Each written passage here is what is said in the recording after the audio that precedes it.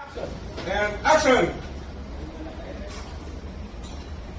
Ulit pa yan. Papasok ka ninyo.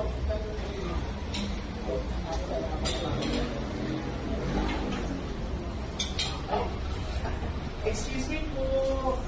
Pwede naman pong kumain. Oo. Pero huwag niyo naman pong gawing buffet yan. Eh, parang magpapakain na kayo ng barangay eh. Actually, sa katawan mo eh.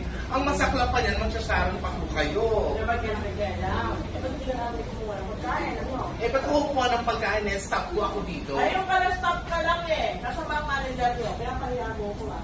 Hindi ka natin kumain. The customer is always right. Hindi lang ko sa'yo. Ano ba naman yan, Lorna? Hindi naman lang ba magpapaayos ng kuko? Kaya magpapaayos ng kuko? Ha? Pumunta ka lang dito para makikain? Walang pagbabago? Ano to, eat and run? Nandito ka pala, pretty. Oo, Ano? bakit? Oh, buhay ka pa pala, no?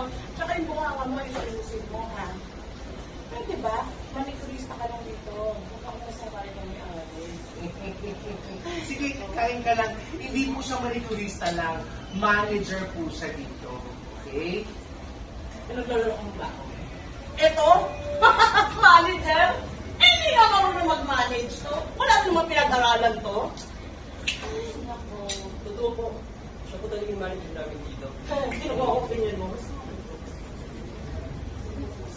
Alam mo, Lorna, kung ako sa'yo, sige na. Nahihiya ka pa eh. I-take out mo ang gusto mong i-take out. Kasi sa Gracia, may, ano pa ako, may respeto, pero sa'yo wala na. Umalis ka na. Hindi ako aalis ko dito. Ha, kasi gusto ko makausap yung may-ari ng salon. Kaya tawagin mo yung boss mo, no? Hindi ko pa lalabas itong pambabastos niyo sa akin. Alam mo, yabang-yabang mo. Hindi naman ko may-ari. Makikikain ka na lang naman.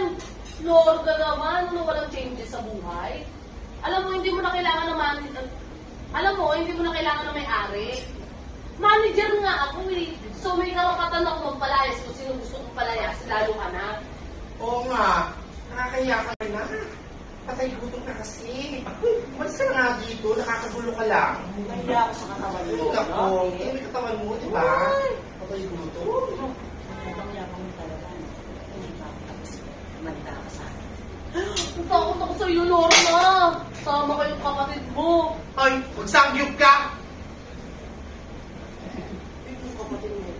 Ang kapal ng mukha. Tumutunog din na lagyan. Nakuha pa rin ang kuha. Nanggigigil ako sa Ano mo kanya. pinagbubuhay